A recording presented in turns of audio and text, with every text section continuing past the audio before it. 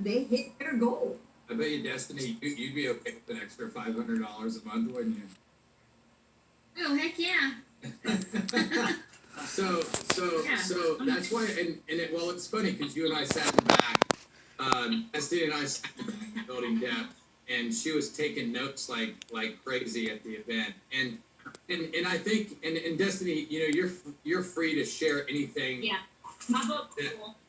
That you want, because sometimes we become very vulnerable at these events. Like, things happen and they don't happen exactly the way we thought they were going to happen, or we do things, or we go to events with an expectation. And we don't know what to expect, and so I think a lot of times when we go to these events, if we just go there with an open heart, I always say it's just like when I go to church on Sunday.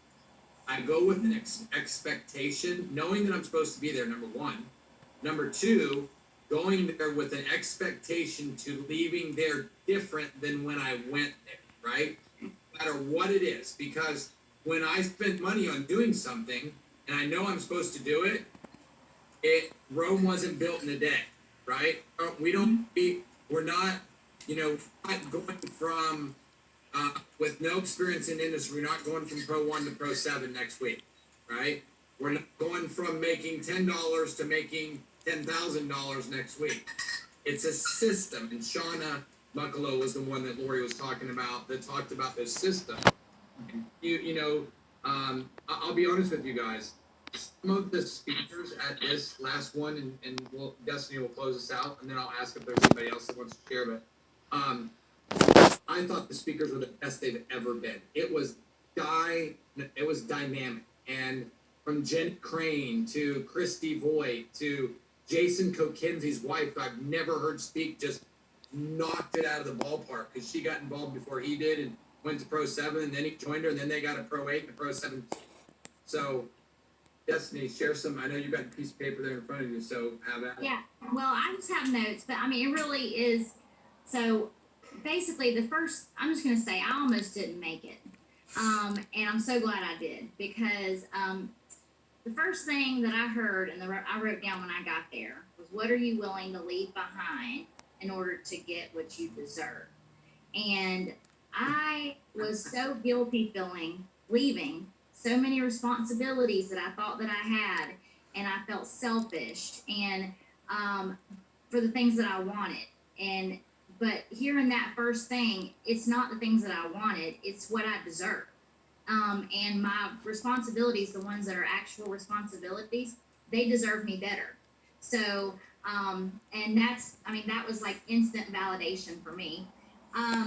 So, the whole thing's been about personal development for me. And it's just, I just really appreciated all the elites and the science panel on the building depth, everybody reaching down. These people they've done their growing, they've done their hard work, and they're reaching down to show us how to do it. And it was just really, really, it's validation for me. I have Fred to work with every single day. Fred and Beth, they reach down every single day to help pull me up. And, just to see there's like 6,000 other people like that in the world, at least, it's just really reassuring to me. So I wrote my commitment letter, not when I wanted to. I wanted to write it that night that I was, they told you to write a commitment letter to yourself. And I wanted to write mine that night that I crashed. And I was so tired. But I did write it as soon as I got home, before I went to work Monday morning, before I did anything else to distract me from what I'd heard. So I wrote my commitment letter. And so I'll just read that, and I think that pretty much summarizes everything. So I commit to myself to become a true biohacker, to take back control of my whole life, to become a product of my product, to move forward with laser focus, only concentrating on a few things, but intensely. Say less to more people and seek people who are true influencers and will add value to the lives of others as well as my own. I will be more intentional. I will leave every person, place, and thing I encounter in a better condition than the way I found them. I will always remember Kansas City and my experience. It was there where I realized there are so many things and people in this world that can add value to my life and are willing to be there for me. There's no need to give thought or time to small things, petty people, made up responsibilities that I'm just limiting myself by having them, that are wanting to hold me back. I became a woman of the world in Kansas City, from meeting new friends, exploring city streets, and Ubering around town, learning I am able to do so many things on my own. I had a support system nearby, but not one like I'm used to having that makes me feel dependent upon them. I deserve more. I am more.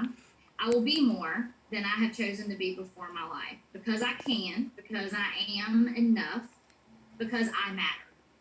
I remember I am not my past, but I am rooted deeply in who I am, with many experiences that just empower me. I am different but not inferior. I will be intentional, dependable, and responsible, because Superman's not coming. It's just me. I'm it. I commit to massive action, and I will never settle. So that's Wow. my, All right. that pretty much summarizes my whole notebook. I'm giving you a Amen. standing ovation because you just encouraged me like a lot. Oh, good. So Well, thank you so much for sharing that. Like